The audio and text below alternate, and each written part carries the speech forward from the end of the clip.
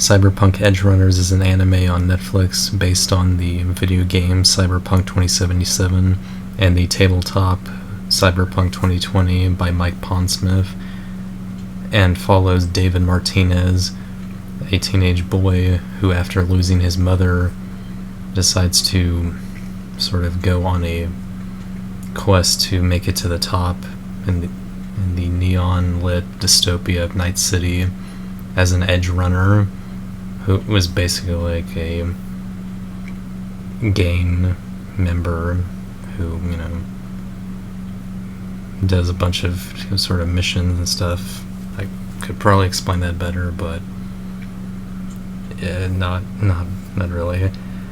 On his journey, he meets a whole crew of edge runners like himself, including one named Lucy, who he befriends over time and slowly falls in love with. During all of this, David also finds a military-grade device known as the Sandevistan, which he applies to his body and is able to use super speed and all kinds of stuff. But of course, there comes a cost to using it as many times, and alongside other body modifications, using it too much could lead to what's known as cyberpsychosis, which has happened to many people in Night City.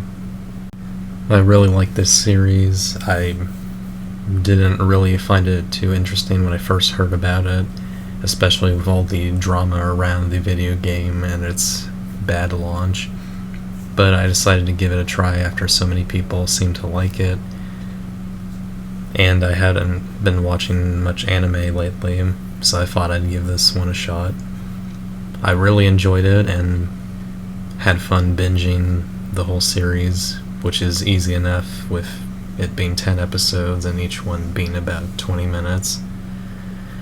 The characters were really great, even though, at moments it feels like some plot moments are rushed, so there's not as much emotional impact for me at times, but it still works. Like when David's mom dies in the first episode, there could have been a bit more build-up to that, but it still works.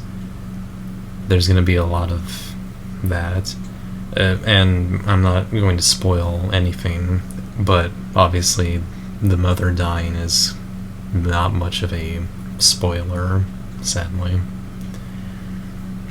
But yeah, all of the characters are really good. The animation is incredible. It's done by the same people who did Kill la Kill and Star Wars Visions, Studio Trigger.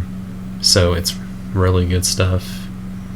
I'd say it's another one of those gems on Netflix that kind of help bring Netflix back to some relevance in times like these. The music is good where it shows up. The voice acting is really good, especially for the English dub, which is why I didn't mention actors, because there's the English and Japanese voice actors, but they're pretty good, all of them. And there's definitely a lot of emotion, especially in the latter half of the series.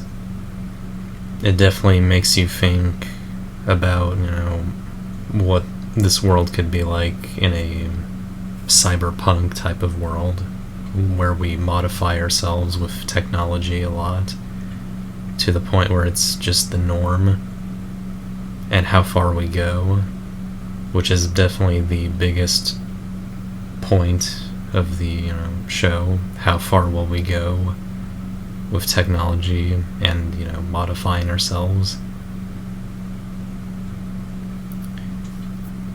That's pretty much it.